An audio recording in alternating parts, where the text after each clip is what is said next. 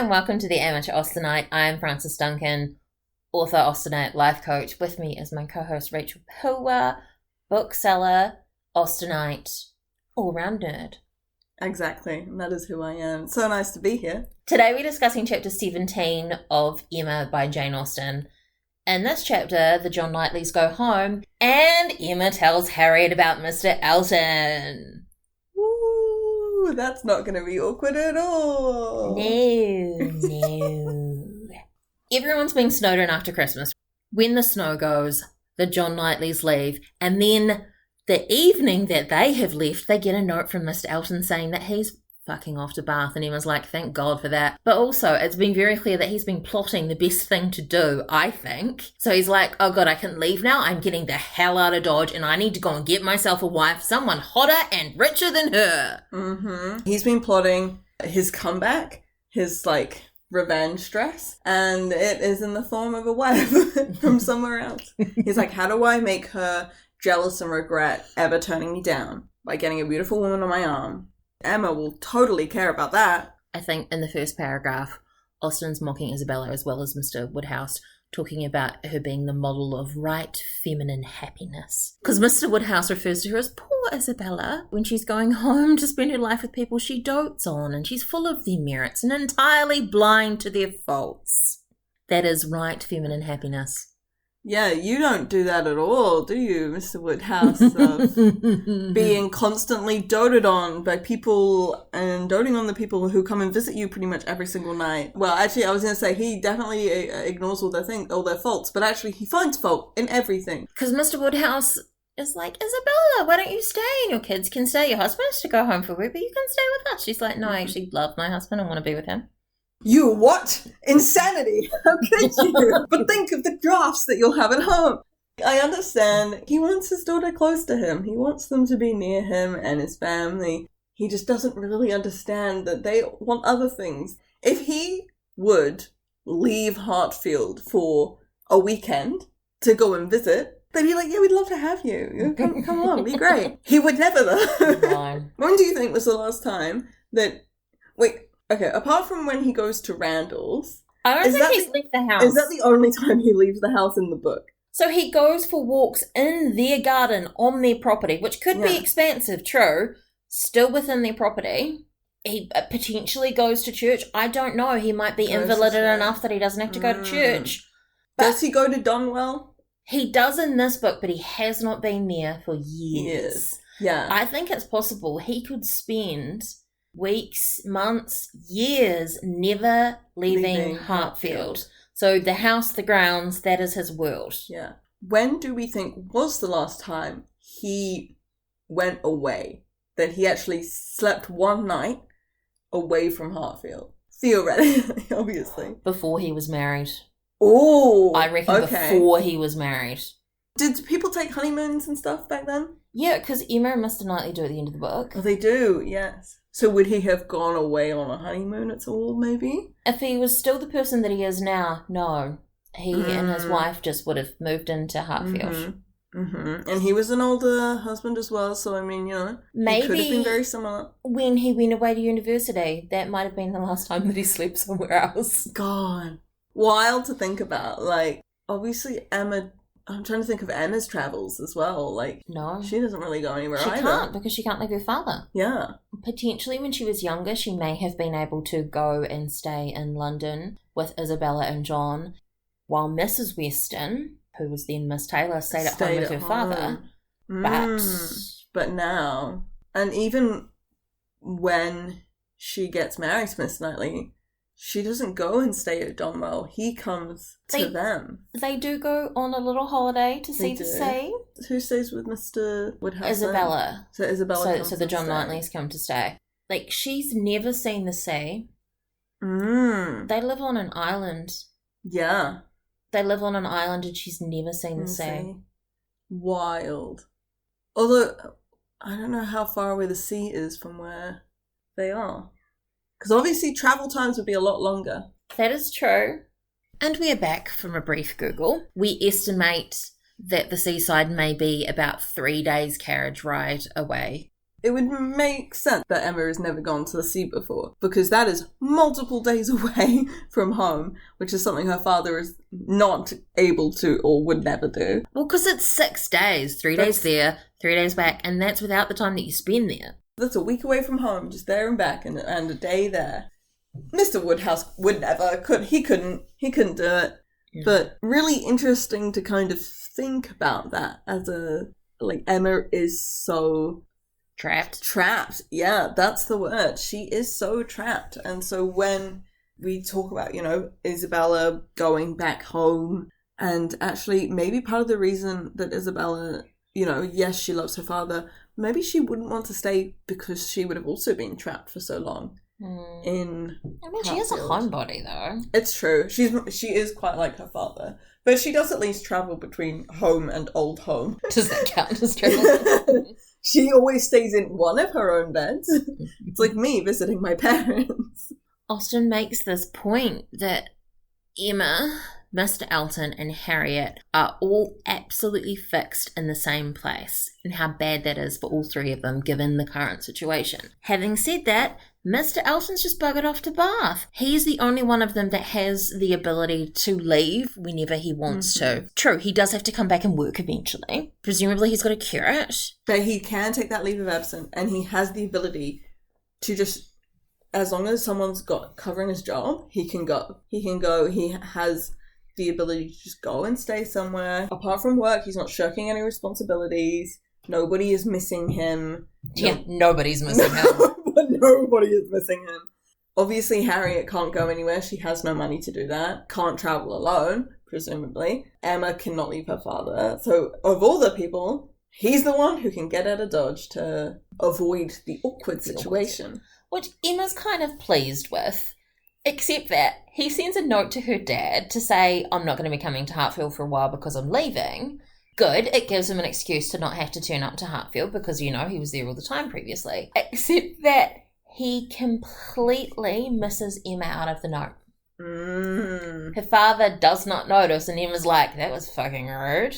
Yeah, he forgets all decorum. But since he's going to be conveniently gone, now she can have that conversation with Harriet and not worry about Harriet having to see him all the time because he's not there. She had to destroy all the hopes which she had been so industriously feeding to appear in the ungracious character of the one preferred. This is the worst possible thing. I'm really sorry. Not only have I encouraged you to like this guy, but it turns out he likes me instead. Oh. It's really icky and awkward. And she feels awful, and Harriet cries, and that makes her feel more awful, and she will never be okay about this. But Harriet's like, I'm surprised you'd think that he would ever look at me anyway. That's so sad. I could never have deserved him. Only you, who's such a good friend, would think that he could like me. Harriet, shut up. You're the most beautiful person in town. You're more beautiful than Emma is. And you may be sweet and naive and not overly intelligent, but you're a very beautiful dog and we love you. Do you want to go for a walk? Do you want a treat? Do you want a treat? I'll give you a treat to make you feel better. For me, I find Harriet's situation more heartbreaking. Not that Mr. Elton doesn't like her, but that she thinks she doesn't deserve for him to like her. Which she doesn't. No one deserves that because he's awful. But this is so the female thing, though. There's some assholey guy, and why doesn't he like me? You do recognise that he's an ass, right? Yeah, you can do better. You do better, girl. You probably end up with arguably the best person in the book. Like Ty says in Clueless, though, if I'm too good for him, why aren't I with him? Actually, that's true. But I'm also just you're too good for him, and you should have higher standards. Mr. Martin is the best, not just the best for Harriet, but I think just one of the best men in Emma. And you like him better than Mr. Knightley? I love Mr. Knightley, it's true. But I feel compared to Mr. Martin, his communication skills lack a little bit. Yeah. And again, there is the little bit of an awkwardness of them having known each other forever and basically being siblings, and him also being so much older than Emma. That does also give me a little bit of a, kind of feeling. Yeah. However, I feel like Mr. Martin is... Maybe I'm the blind one and I can't see any of his faults, but I feel like even his faults are few and far between. And I'm like, Harriet can do better than Mr. Elton, because Mr. Elton sucks. I don't think she can do better than Robert Martin, though, because Mr. Martin is freaking awesome. And maybe that's just my bias. I feel like very few people could probably do... Okay, so like, where in does terms of Mr. character. Weston rank in your rankings of the males of Emma? Oh, probably somewhere between the two. Because I'm not taking in status into account, which is obviously important. Like, their status as a gentleman, which is obviously very important in this time. And I guess technically... But again, we've discussed Harriet's unknown heritage, that she probably can't do better than Mr. Martin, because we don't know whether she's actually a gentleman's daughter. Mr. Weston, I think, he's so lovely and so sweet. But again, his fault of being so blind to his son and what he's actually like. I feel like he's a good guy, though. I think if he was closer in age to Harriet, he and Harriet could be a good match, maybe? Yeah. You're not convinced? I think, again, I'm just too biased. I just like Harriet and Mr. Martin so much. And I do just feel like they would be, like, the best couple. Could Mr. Martin do better than Harriet? Yes. Yeah. Could he find someone as beautiful? No. Could he find someone... maybe more judgment. Maybe he needs someone who is just kind. She gets along really well with his family. His sisters and mother really like Harriet. She would actually do quite well in the situation of, like, being a farmer's wife. I think she'd put in the work. She'd help out. I'm not sure I think she would. I don't know. She might not completely understand the accounts. She might need a little bit of help. But I think she would try. I don't think she'd just be sitting there twiddling her thumbs. That's true.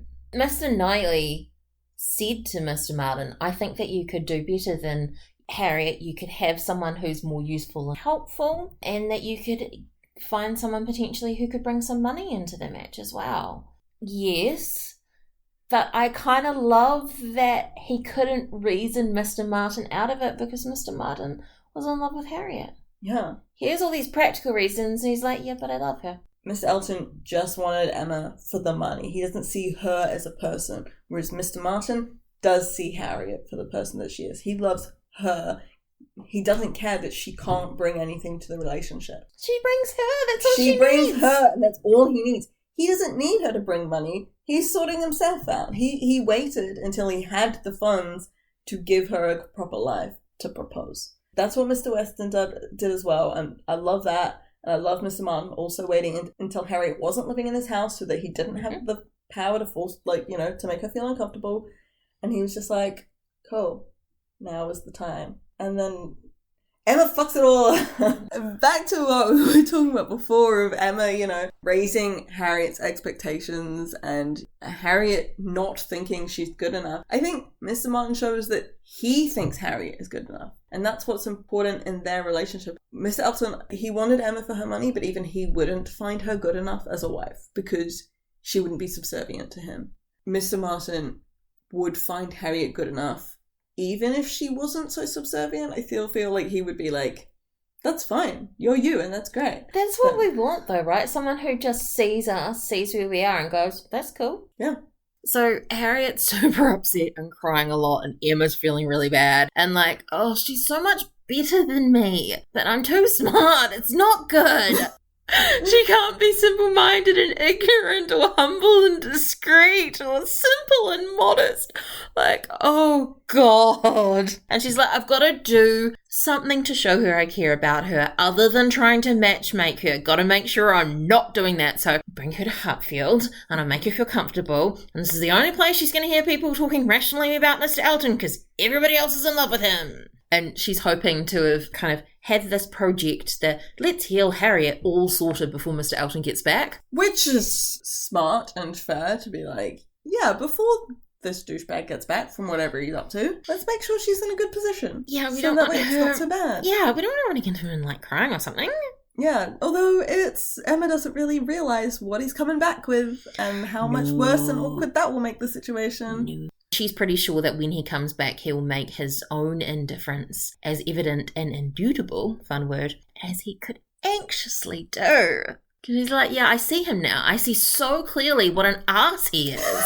She has taken off the glasses. She knows exactly what he's like and that actually He's not a good guy. He is not great. He's a dick. I love the phrasing of this. She wants to get Harriet to Hartfield because where the wound had been given, there must the cure be found, if anywhere. I guess if you get poisoned, the antidote is often found by reversing that, using the same poison to find. It's like vaccination. Hey, we didn't vaccinate you against the hurt, but let's heal it in the same place you got it. We're not re-traumatizing you by bringing you back to this place where the wound was made.